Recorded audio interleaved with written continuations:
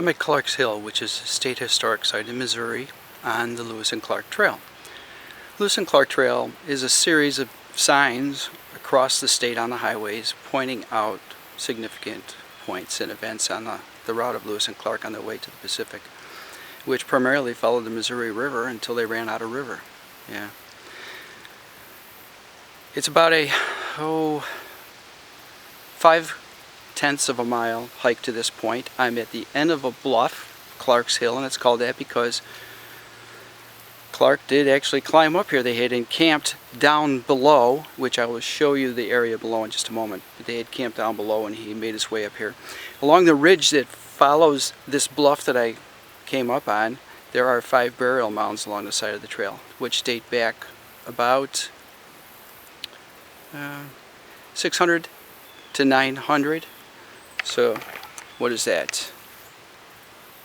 1,000 to 1,500 years ago. Pretty wild, huh? Yeah. Yeah, we weren't the first here, that's for sure. Okay, well, I'm going to turn the camera around, and what we're doing here, obviously, is looking at treetops, which I will focus on.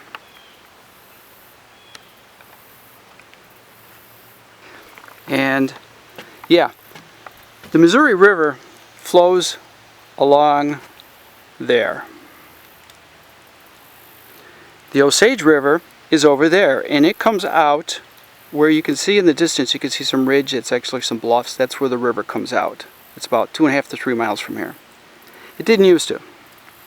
This area right in front of us was called Dodd's Island, and the Osage River actually came out here and went around that island as well.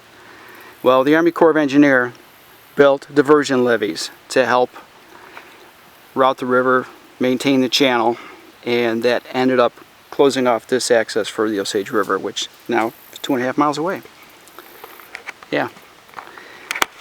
Not a lot of color here right now. I am looking at a lot of green. I guess some of the ash, the white ash have changed, the green ash have not. Some of the oak have. There are a lot of oak leaves on the ground, but there are a lot of oak leaves on the trees. Maples have changed. I passed a few trees on the way up here, but there aren't a lot of maples around here, and there's where your real color comes in. There is some sumac around, which obviously gives us some red, but a lot of green. I'm out here for photos, and it's just how it is. And then this green that's out over the open area there, what was Dodd's Island, they'll go yellow anyway. There's not a lot of color in Missouri. There's not. You can't really see, well, you couldn't when I pointed out, you couldn't see where the Osage enters the Missouri.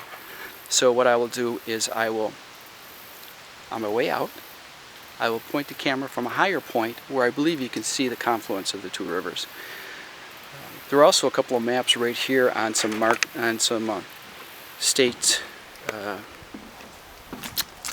markers on this.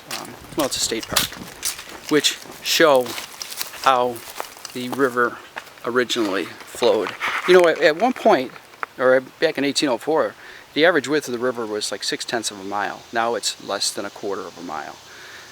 The river has changed course over the years, and this map, which I'm going to show you, in fact, you know what, I'll just take a snapshot of it, and I'll put that, so they can get a better shot of it. But this historic marker shows, and it shows you that the course of the river has changed over the years. So, yeah. And then there is another one which gives you a little bit of a perspective on the Osage River. So, I'm probably talking over those right now as we speak, as I speak, as you watch. Yes. Okay, well, here's the autumn colors, wherever they may be. Ciao, folks. Vlog on.